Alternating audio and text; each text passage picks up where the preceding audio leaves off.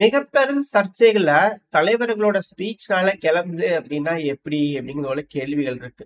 அதாவது ஃபர்ஸ்ட் லாவ்ரவ் அவர்கள் ரஷ்யா தரப்புலருந்து வந்துரலாம். ரஷ்யா தரப்புலருந்து லாவ்ரவ் அவர்கள் ஸ்போக் பர்சன், டாப் டிப்ளமேட். அவர் தரப்புலருந்து ஒரு ஸ்டேட்மெண்ட் வந்திருக்கு. என்ன அப்படின்னா, எங்க வேர்ல்டு வார் 2 டைம்ல இருக்கக்கூடிய செக்யூரிட்டி கேரண்டிஸ் இருக்கு இல்லையா? ஸோ அதுக்கேத்த மாதிரி அதை டிஃபெண்ட் பண்ற மாதிரியான ஒரு வின் ரஷ்யாக்கு கிடைக்கும் அப்படிங்கிறது போல சொல்லியிருக்கிறாங்க.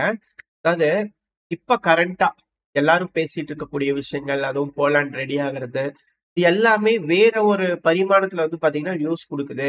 அதாவது ரஷ்யா என்ன கேக்குறாங்க, வேர்ல்டு வார் 2 டைம்ல என்ன நடந்துச்சு, என்ன பேசி வச்சுக்கிட்டோமோ அதுக்கேத்த மாதிரி நீங்க நாட்டோல இருந்து பல நாடுகளையும் நீங்க வந்து வெளியே ஏத்திடணும் அப்படிங்கிறதுக்கான டீல் ரஷ்ய தரப்பு சொல்லியிருந்தாங்க இல்லையா? ஸோ அதைத்தான் மேலும் மேலும் அவங்க வந்து பேச்சுவார்த்தையில வந்து வைக்க போறாங்க அப்படிங்கிறது போல சொல்லப்பட்டது. இன்னும் சிலர் என்ன சொல்றாங்கன்னா, இந்த ரஷ்யாவை வந்து கொஞ்சம் மட்டுப்படுத்துற மாதிரியான பீஸ் டாக்ஸ் இதெல்லாம் இருக்குன்னு மேற்குலக நாடுகளோட மீடியாக்கெல்லாம் சொல்றாங்க இல்லையா?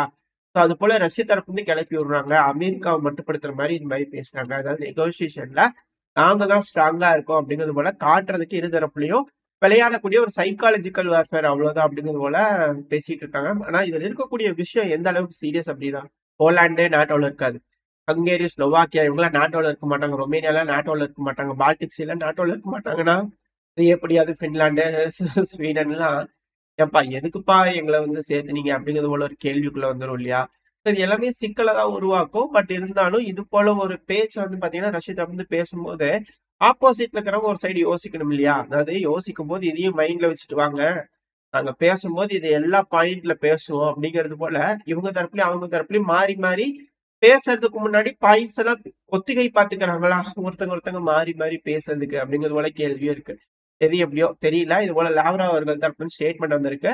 இது இதனால என்ன மாதிரியான விஷயங்கள்ல யோசிக்கிறாங்க அனலிஸ்ட் பண்ணா, போலாண்டு தன்னிச்சையா ஒரு நாட்டோல இருந்து போலாண்டு வெளியேற்றிட்டாங்க அப்படின்னா, போலாண்டு தன்னிச்சையா வந்து பாத்தீங்கன்னா உக்ரைனோட வேர்லி நம்ப்ளர்ஸ் பிடிக்கிறதுக்கு வாய்ப்புகள் இருக்கு இல்லையா? சோ அப்படி அட்டாக் பண்ணும்போது பெலரூஸ்லயே தாக்குதல் பண்ணலாம். ஏன் இந்த பெலரூஸ் ஹைலைட் ஆயிட்டே இருக்கு அப்படின்னா, இப்ப மேலும் இந்த பெலரூஸ், போலாண்டு, உக்ரைன் இந்த சண்டை உறுதியாகுது அப்படிங்கிறதுக்கான மேலும் மேலும் விஷயங்கள் என்னன்னா, சைட்ல ஒரு நியூஸ் வந்து லோட் ஆயிருக்கும். ஒரு சந்தேகப்படக்கூடிய நபர் வந்து பாத்தீங்கன்னா பெலரூஸோட பார்டர்ல வந்து ட்ரோனை வச்சுட்டு பிடிச்சிருந்துருக்காங்க. உளவு வேலை பார்க்கறதுக்காக ட்ரை பண்றீங்களா அப்படின்ற கேள்விகள் இருக்கு. எதுக்குங்க அப்படிங்கிற கேள்விகள் வர ஆரம்பிச்சிருக்கு. இந்த பகுதி எல்லாமே வேக்னர்லாம் வந்து ரெடி பண்றாங்கன்னா சும்மா இருக்காது அப்படிங்கிறது தான் இருக்கக்கூடிய விஷயம். சரி, ஓகே. இப்ப இதனால என்னதான் நடக்கும் அப்படின்னு கேட்டீங்கன்னா, மேற்குலக நாடுகளுக்கு இருக்கக்கூடிய ஒரு ஆசை, அது நம்ம ஆல்ரெடி சேனல்ல பார்த்தாச்சு. இதுக்கு முன்னாடியே இப்ப இல்ல, 2015 அந்த காலகட்டத்திலேயே பேசி முடிவெடுக்கக்கூடிய ஒரு விஷயங்கள் திரும்பி ஒரு லைட்டா சொல்லிட்டு போயிடுறேன். காரணம் என்ன அப்படின்னா, இந்த கேஸ் வந்து ரஷ்யா, யூரோப்ல இருக்கக்கூடிய நாடுகள் தனித்தனியா அந்த நாடுகள் கிட்ட ஒப்பந்தம் போட்டு கேஸை விற்கிறாங்க. அதுல டிரான்சிட்டுக்கு தனியா ஒரு ஃபீயை கொடுத்துட்டு அந்த கேஸ் பைப்லைன் போற நாடுகளுக்குலாம் டிரான்சிட் பணத்தை தனியா கொடுத்துறாங்க. ஆனா யூரோப்பியன் யூனியன்ல என்ன யோசிக்கிறாங்க அப்படின்னா, கேஸை ரஷ்யா கிட்ட இருந்து வாங்கிட்டு நம்ம உள்ள பேசி எல்லாத்தையும் பண்ணிக்கலாம் அப்படிங்கிறது போல வந்து பாத்தீங்கன்னா சொல்லிக்கிறாங்க. இதனால என்னன்னா, ரஷ்யாக்கு பிடிச்ச நாடுகளுக்கெல்லாம் கம்மியான கேஸ் விலையிலையும், பிடிக்காத நாடுகளுக்கெல்லாம் அதிகமான கேஸும், அதாவது அவங்க மோனோப்புலியா இருக்கறனால விலை கம்மி தான். ரஷ்யா கேஸுங்கிறது விலை கம்மி தான். பட் ஆனா அதுல விலை ஜாஸ்தி, விலை மாற்றங்கள்லாம் இருக்கு இல்லையா?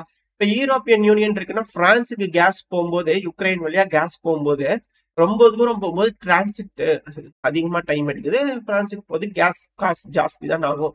இதே ஒருத்தங்க கிட்ட கேஸ் கொடுத்துட்டோம்னா அவங்க என்ன பண்ணிக்கிறாங்க அப்படிங்கும்போது, யூரோப்பியன் யூனியன் எல்லாத்துக்கும் ஷேர் பண்ணி ஒரு பிக்ஸ்டு பிரைஸ் வச்சு அவங்க எல்லாத்துக்கும் வித்துக்கலாம் இல்லையா அப்படிங்கிறது போல யோசிக்கிறாங்க. இதனால கேஸோட விலை வந்து பாத்தீங்கன்னா பிக்ஸ்டா இருக்கும் அப்படிங்கிறது போல அவங்க தரப்புல இருக்கு. சாராம்சம் தான் நான் புரிஞ்சுட்டு வச்சு உங்களுக்கு சொல்றேன். பட் ஆனா அது போல ஒரு திட்டம் அவங்களுக்குள்ள இருந்தது. அது யூரோப்பியன் யூனியன்ல கொண்டு வந்திருந்தாங்க. இப்ப அதை எப்படி அமல்படுத்தலாம்னா, நார்த் ஸ்ட்ரீம் பைப்லைன் அதான் உடஞ்சிருச்சுலான்னு கேட்டீங்கன்னா ரெடி பண்றதுக்கு ட்ரை பண்ணிட்டு இருக்காங்க. உக்ரைன் வழியா போகக்கூடியதை ஸ்டாப் பண்ணியாச்சு, பெலரூஸ் போறதெல்லாம் ஸ்டாப் பண்ணிட்டாங்க. இப்போ நார்த் ஸ்ட்ரீம் மட்டும்தான் ஒரே ஒரு ஆப்ஷன் ரஷ்யாவோட கேஸ் போறதுக்கு. பேச்சுவார்த்தை நடத்தி ரஷ்யாவை கேஸை கொடுக்க சொல்லிட்டாங்க அப்படின்னா, ஜெர்மனிக்கு மட்டும் ரஷ்யா கேஸ் இவ்வளவு ரூபாய் அப்படின்னு கொடுத்துட்டாங்க அப்படின்னா, ஜெர்மனி கேஸ் வாங்கிட்டு அவங்க எல்லாத்துக்கும் சப்ளை பண்றாங்க அப்படின்னா வருமானம் ஜெர்மனிக்கு வர ஆரம்பிச்சு இல்லையா? சோ அதனாலதான் ஜெர்மனி வந்து பாத்தீங்கன்னா பெருமளவுல உக்ரைனுக்கு உதவி இருக்கிறாங்க அப்படிங்கிறது போல விஷயங்கள் இப்ப வெளியே வர ஆரம்பிச்சிருக்கு. மக்கள் மத்தியில பேசுவோர்லாம் மாறிட்டு இருக்கு. மேபி மக்களை கன்வின்ஸ் பண்றதுக்காக கூட இது போல ஜெயிச்சோம்னா நம்மளுக்கு இது போல நன்மைகள்லாம் இருக்கு அப்படிங்கிறதுக்காக மக்களை கன்வின்ஸ் பண்றதுக்காக இது போல பேச்சுக்கள்லாம் இருக்கும் அப்படி சொல்லப்பட்டு வருது. பட் ஆனா இதுதான் இதுல இருக்கக்கூடிய ஃபேக்ட். ரஷ்யா கிட்ட இருந்து ஒரு பாயிண்ட்ல கேஸ் வாங்கிட்டாங்க அப்படின்னா அதுக்கப்புறம் அவங்க ஷேர் பண்ணிக்கிறதே இதுல இருக்கக்கூடிய விஷயம். இப்போ பெலருஸ் இதுல இருக்கிறதுனால என்ன நடக்குது அப்படின்னா, ஒருவேளை போலாந்து இந்த வோலின் இந்த பகுதியெல்லாம் வரலன்னு வச்சுக்கோங்களேன், இல்ல ஃபியூச்சர்ல ஏதோ ஒரு அரசாங்கம் மாத்திட்டாங்கன்னு வச்சுக்கோங்க உக்ரைன்ல. இப்போ பெலருஸ்ல இருந்து அந்த வழியா இந்த பைப்லைன் போய் இந்த வோலின், லிவிவ், ஜர்கார்பட்டியா இந்த 3 ஒப்லாஸ்ட் மட்டும் இருந்ததுன்னா போதும். ஹங்கேரி, ஸ்லோவாக்கியா மத்திய பகுதியில் இருக்கக்கூடிய நாடுகளுக்கெல்லாம் ஈஸியா கேஸை கொடுத்துட முடியும். ரெண்டாவது செர்பியாவோட வந்து பாத்தீங்கன்னா கான்டாக்டை எஸ்டாப்ளிஷ் பண்ணிக்க முடியும். டிரான்சிஸ்டியாவுக்கு வந்து பாத்தீங்கன்னா பெருமளவுல ரஷ்யா அவங்களோட பவரை காமிச்சிக்க முடியும். ஒருவேளை இந்த பெலருஸ் வந்து இப்ப இருக்கக்கூடிய சண்டை வருது, பகுதிகள் பிடிச்சிருக்கிறாங்க அப்படிங்கும்போது போலாண்டுக்கு கொடுக்காம இந்த பகுதிகளில் எடுத்துட்டாங்கன்னா, ஒருவேளை போலாண்டு வந்து இந்த வோலின் ஒப்லாஸ்டை கிளைம் பண்றாங்களே, சோ அது வந்து பிடிச்சிட்டாங்க அப்படின்னா போலாண்டை தாண்டி தானே வந்தாகணும். ஒருவேளை பெலருஸுக்கும் எதிர்காலத்துல உக்ரைனுக்கும் ரஷ்யாவுக்கும் சுமூகமான பேச்சுவார்த்தை முடிஞ்சிருச்சுன்னு வச்சுக்கோங்களேன், நல்ல உறவுகள் வந்துருச்சு அப்படின்னா, போலாண்டுன்னு ஒரு நாடு நடுவுல இருக்குல்ல, வோலின் அதெல்லாம் வந்து பாத்தீங்கன்னா டெர்னோபோல்லாம் போலாண்டுக்குள்ள வந்துருச்சு இல்லையா. சோ அப்படி இருக்கும்போது அது சிக்கலா இருக்கும் அப்படிங்கிறதோட சொல்லப்பட்டு வருது.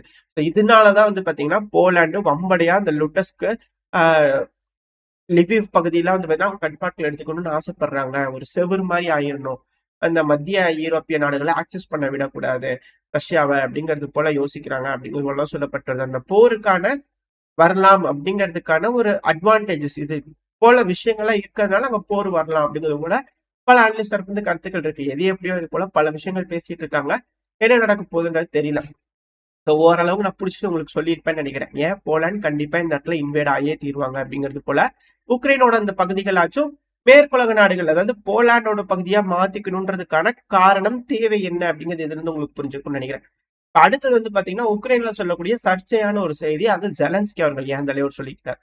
அதாவது இதை வந்து லாவ்ரோ அவர்கள் எல்லாரும் சொல்லியிருந்தாங்க, குற்றச்சாட்டா வச்சிருந்தாங்க.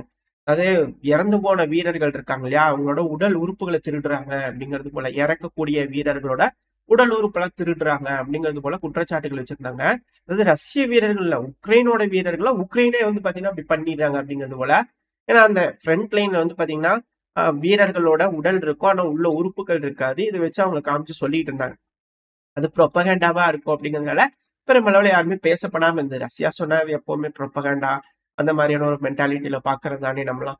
அதனால வந்து அது ரஷ்யானாலே வேஸ்ட் அப்படிங்கிறது போல ஸ்டேட்மெண்ட் எல்லாம் எடுக்காம இருந்தோம். இதை இப்ப யாரு இப்போ ஜெலன்ஸ்கி அவர்கள் பார்த்தா ஒரு சட்டம் போட்டுக்கிறேன், இப்ப அது மிக பெரும் பேசுபொருளா மாறிடுச்சு. அது இறந்த வீரர்கள் கிட்ட இருந்த இறக்க போற வீரர்கள் மாதிரி இருப்பாங்க, சோ அவங்க கிட்ட இருந்து உடல் உறுப்புகளை எடுத்து பிரிசர்வ் பண்றது தடை விதிக்கிறேன் அப்படிங்கிற ஒரு சட்டம் போட்டுக்கிறார். அப்ப என்னங்க, ரஷ்யா சொன்னது உண்மைங்களா அப்படிங்கிறது போல கேட்க தோணுது எல்லாத்துக்குமே. என்ன நடக்குதுங்க அப்படிங்கிறது போல இருக்கு. அதாவது தான் சொந்த வீரர்களை எந்த அளவுக்கு கொடுமைப்படுத்திக்கிறாங்க ஒரு நாடு அப்படிங்கறத, இப்படியாப்பா வெட்ட வெளிச்சமா வருவீங்க பேசுவீங்க அப்படிங்கிறது போல இருக்கு. ஏன் இப்படி அப்ரூவரா மாறுறாங்க அப்படிங்கறதான் தெரியல. பட் இருந்தாலும் இக்கட்டான சூழ்நிலையில இது போல செய்திகள்லாம் வர்றதுனால மேலும் மேலும் அது உக்ரைனுக்கு பின்னடைவா இருக்கு. அது மட்டும் இல்லாம ஜெலன்ஸ்கி அவர்கள் இந்த தலைவர் என்ன சொல்லிக்கிறாங்க, இந்த பால்டிக்ஸ் இந்த பகுதி இருக்குல்ல விடுதலை அடைஞ்சிட்டாங்க, ரஷ்யா கிட்ட இருந்து எனர்ஜி இண்டிபெண்டன்ஸ் கிடைச்சிச்சு அவங்களுக்கு அப்படிங்கிறது போல திரும்பவும் சொல்லிக்கிறாங்க. ஆனா வருமான இழப்பு அப்படிங்கிறது உக்ரைனுக்கு இருக்கு, அதுல எந்த ஒரு மாற்றமும் இல்லை. கேஸ் டிரான்சிட் காசு, அது கேஸ் உற்பத்தி பண்ணவும் பண்ண வேண்டியது இல்லை, ஒரு இடத்துல இருந்து வாங்கி கொண்டு போய் டிரான்ஸ்போர்டேஷன் சார்ஜ் இல்லை, சும்மா போறதுக்கு காசு வாங்கி பேக்கெட்ல வச்சுட்டு இருக்கலாம். அதுக்கு வழி இல்லாம போச்சே உக்ரைனுக்கு, அது உங்களுக்கு இழப்பு இல்லையா அப்படிங்கிறது போல இருக்கு. பட் இருந்தாலும் அதை பெருசா கன்சிடர் பண்றது இல்லை போல தெரியுது உக்ரைன் தரப்புல இருந்து. வெயிட் பண்ணி தான் பார்க்கணும் உக்ரைனுக்கு வருமானத்துக்கு என்ன செய்ய போறாங்க அப்படிங்கிறது போல. ஏன்னா பெருமளவுல இயற்கை வளங்கள் இருக்கக்கூடிய பகுதிகள்லாம் ரஷ்யாவோட கட்டுப்பாட்டுக்குள்ள வந்துகிட்டு இருக்கு. மேலும் ரஷ்யா ஆஃபென்சிவ் ஆபரேஷன் தான் ஈடுபடுவாங்க போல தெரியுது. கூடுதலா பகுதிகள் இப்ப போலாண்டு வேற போலின் லிவிவ் பகுதியில எடுத்துக்கிட்டாங்கன்னா என்ன செய்ய போறாங்க வருமானத்துக்கு அப்படிங்கறத இங்க இருக்கக்கூடிய கேள்வி. அடுத்தது இந்த பிராந்தியத்துல இருக்கிற மிக முக்கியமான பிரச்சனை எந்த நாட்டுக்குன்னா ஜார்ஜியாக்கு. ஜார்ஜியாக்கும் ரஷ்யாக்குமே வந்து பாத்தீங்கன்னா ஆல்ரெடி சண்டை நடந்திருக்கு, போர் நடந்திருக்கு. இப்ப வரைக்குமே டிஸ்பியூட்டட் டெரிட்டரி அக்கைசியா, சவுத் ஒசட்டசியா இந்த 2 பகுதி இப்ப வரைக்கும் டிஸ்பியூட்டட் டெரிட்டரி தான். அதுவும் தனியா வந்து பாத்தீங்கன்னா ஒரு நாடு அப்படிங்கிறது போல இருக்காங்க. பெருமளவில் அங்கீகரிக்கப்படல பல நாடுகளாலையும்.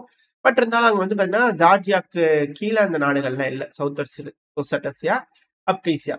இப்படி இருக்கும்போது கூட ரஷ்யாவோட இணைஞ்சு செயல்படுற மாதிரியான ஒரு முடிவுக்கு ஜார்ஜியா வந்துட்டாங்க இல்லையா. சோ இது போல ஒரு இன்ஃபுளுயன்ஸ் வந்து பாத்தீங்கன்னா எதிர்காலத்துல உக்ரைனுக்கு ரஷ்யாவுக்கு வந்துடக்கூடாது. இதுதான் அந்த இடத்துல சொல்லியிருந்தேன். ஒரு வேளை இந்த போர்லாம் முடிஞ்சதுக்கு அப்புறம் ரஷ்யா வந்து திரும்பவும் உக்ரைனோட உறவாட ஆரம்பிச்சிட்டாங்க அப்படின்னா மேபி இந்த சென்ட்ரல் பகுதியில இருக்கக்கூடிய நாடுகளுக்கெல்லாம் புதுசா ஒரு பைப்லைனை போட்டு போயிரும் இல்லையா? ஸோ அந்த காரணத்தினால அப்படி நடந்துடக்கூடாது. இந்த ஹங்கேரி, ஸ்லோவாக்கியா எல்லாம் கட்டுப்பாட்டுக்குள்ள வச்சுக்கணும் அப்படிங்கிறதுக்காக கூட இது போல வேலைகள்ல ஈடுபடலாம் போலாண்ட் அப்படிங்கிற சொல்றாங்க. இப்ப திரும்பி ஜார்ஜியாக்கு இருந்தெல்லாம் ஜார்ஜியால வந்து பாத்தீங்கன்னா இப்போதைக்கு நேட்டோல சேர்றதெல்லாம் வந்து எங்களோட அஜெண்டாலேயே கிடையாதுங்க. யூரோப்பியன் யூனியன்ல சேர்றதுக்கு எங்களுக்கு விருப்பம் தான். அதுக்கு வேலைகள்லாம் நாங்க இறங்குறோம். இன்டகிரேஷனுக்கு ஏற்றபடி எல்லாம் செய்யறோம். 2030க்குள்ள சேர்றதுக்கு எங்களுக்கு பாசிபிள் அப்படிங்கிறது போல எங்களுக்கு தோணுது. ஆனா மேற்குலக நாடுகளோட போக்கு நடவடிக்கைகள் இப்போதைக்கு சரியில்லை. அழுத்தங்கள் கொடுக்குறாங்க. ரஷ்யா மேல சாங்ஷன் போட சொன்னாங்க. எங்களால போட முடியாதுங்க அப்படிங்கிறது போல தெளிவா வந்து பாத்தீங்கன்னா ஜார்ஜியாவோட ட்ரீம் பார்ட்டி இருக்கு இல்லையா? இப்போ பிரைம் மினிஸ்டரா இருக்கிறார் இல்லையா? அவரு தரப்பு ஸ்டேட்மெண்ட்ஸ் தான் வருது. அது ஜார்ஜியா பொறுத்த வரைக்கும் நடுநிலையா இருக்கணும் ட்ரை பண்றாங்க. ஆனா யூரோப்பியன் யூனியனோட சேரணும் அப்படிங்கிற எண்ணம் இருக்கு. ஆனா நாட்டோல சேரணும் அப்படிங்கிற எண்ணம் அவங்களுக்கு துளி கூட இல்லை. ஏன்னா ஆல்ரெடி இப்படி இருந்ததுனாலதான் இப்ப எப்படி உக்ரைன் அதே போல ஜார்ஜியா ஒரு டைம் சொல்லியிருந்தாங்க நாட்டோல சேர்றேன்னு சொல்லிட்டு. அதனாலதான் அங்க போர் நடந்துச்சு. 2 டிஸ்பியூட்டட் டெரிட்டரி இருக்கு. அதே போல டிஸ்பியூட்டட் டெரிட்டரியா மாறும் நினைச்சிருந்திருக்கிறாங்க. ஆனா இதே ரஷ்யா எங்களோட கட்டுப்பாட்டுக்குள்ள வேணும் அப்படிங்கிறது போல பகுதிகள் எடுத்துட்டாங்க. அதுதான் உக்ரைனுக்கு மிக பெரும் பின்னடைவா இருக்கு, பாதிப்பா இருக்கு. அதனாலதான் ஜெலன்ஸ்கி அவரும் இந்த அளவுக்கு குதிக்கிறாரு அப்படிங்கிறது போல பலரும் சொல்லிட்டு இருக்கிறாங்க. வெயிட் பண்ணி பார்ப்போம். இந்த பேச்சுவார்த்தையினால இந்த பகுதிகள்லாம் திருப்பியும் டிஸ்பியூட்டட் டெரிட்டரியா மாறுமா, இல்ல ரஷ்யா அவங்களோட கட்டுப்பாட்டுக்குள்ள இருக்கக்கூடிய அவங்களோட டெரிட்டரியா எடுத்துக்குவாங்களா, என்ன நடக்க போகுது, உக்ரைன் ஒத்துக்குவாங்களா அப்படிங்கிறத வெயிட் பண்ணி பார்க்கலாம். ஓரளவுக்கு தகவல்களை இந்த பதிவுல பார்த்திருப்போம்னு நினைக்கிறேன். இதோட இந்த பதிவு நான் முடிச்சுக்கலாம். இந்த பதிவு எப்படி இருந்துச்சு, உங்களுக்கு பிடிச்சிருக்கா? பிடிச்சா லைக் பண்ணிட்டு உங்க ஃப்ரெண்ட்ஸ் மட்டும் ஷேர் பண்ணிக்கோங்க. அது கூட மறக்காம இந்த பதிவு பத்தி உங்களோட கருத்துக்களை கமெண்ட் செக்ஷன்ல சொல்லுங்க. இந்த பதிவு நல்லா இருக்கும்னு நம்பிக்கலாம். அடுத்த பதிவு உங்களை சந்திக்கலாம். Stay safe. பை.